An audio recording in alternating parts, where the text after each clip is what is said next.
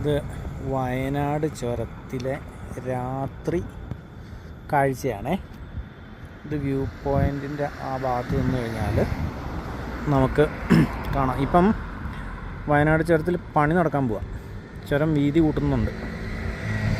ഈ കോഴിക്കോട് ടു മുത്തങ്ങ വരെ റീച്ച് ആക്കിയിട്ട് നാഷണൽ ഹൈവേ ഡെവലപ്മെൻറ്റ് നിതിൻ ഗഡ്കരിയുടെ വക ചെയ്യുന്നുണ്ട്. അപ്പോൾ അതിൻ്റെ ഇതായിട്ട് കുറേ മരങ്ങളെല്ലാം വെട്ടി മാറ്റിയിട്ടുണ്ട്. അതുകൊണ്ടാണ് ഇത്രയും ക്ലിയറായിട്ട് കാണാൻ പറ്റുന്നത്. ഇപ്പം 7-ാം വളവ്, 6-ാം വളവിൻ്റെ അവിടെ വെട്ടിയിട്ടുണ്ട്, 7 വെട്ടിയിട്ടുണ്ട്, 8ൻ്റെ അവിടെ വെട്ടിയിട്ടുണ്ട്. അപ്പോൾ അതൊക്കെയാണ് നമ്മൾ ഈ കണ്ടുകൊണ്ടിരിക്കുന്ന സീന്. ഇത്രയും സീന് ഞാൻ ആദ്യമായിട്ടാണ് കാണുന്നത്. ഉള്ള കാര്യം പറയാമല്ലോ, ഞാൻ ഇത്രയും കാലത്തിൻ്റെ ഇടയിൽ ആദ്യമായിട്ടാണ് ഇത്രയും വൃത്തിയായിട്ട് ചുരം ഞാൻ നൈറ്റിൽ കാണുന്നത്. ഇത് 2, 3, 4 വളവുകളാണ് ഈ കാണുന്നത്. മുകളിൽ കാണുന്ന ഈ സ്ഥലമാണ് 6. ഈ കാണുന്ന വളവാണ് 6.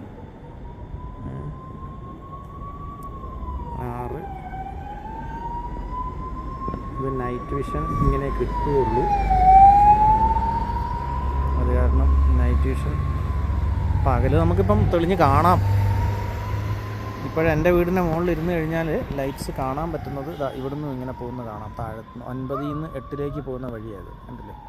ആ കാണുന്ന അടിവാരമാണ്. അങ്ങ് ദൂരെ കാണുന്ന ആ ലൈറ്റ്സാണ് നമ്മുടെ ആ പള്ളി, നോളജ് സിറ്റി എന്ന് പറയുന്ന പള്ളി. ഈ കാണുന്നതാണ്, ഈ ലൈറ്റാണ്. ഓക്കെ, അപ്പം ആ കാണുന്ന റെഡാണ് അടിവാരം ടൗണ്. അടിവാരം ടൗൺ, അതെ അത് തന്നെയാണ്.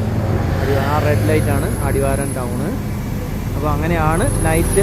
ഇതാ മുകളിൽ നിന്ന് കണ്ടോ വണ്ടികൾ, ഇതാ 9 കഴിഞ്ഞിട്ട് കയറി വരുന്ന വ്യൂ പോയിൻറ്റിൻ്റെ ഏരിയ ആയിരുന്നില്ല കേട്ടോ. ഇതാണ് വണ്ടികൾ ഇറങ്ങി പോകുന്നു. സോ ഇതാണ് താമരശ്ശേരി ചുരത്തിൻ്റെ രാത്രി വ്യൂ. എനിക്ക് ആദ്യമായിട്ടാണ് ഇത്രയും കിട്ടുന്നത്. 1-ാം വളവ് കാണാൻ പറ്റിയല്ല, 1-ാം വളവ് അങ്ങേ സൈഡിലാണ്. സോ ഇത്രയാണ് കാഴ്ചകൾ. ഓക്കെ.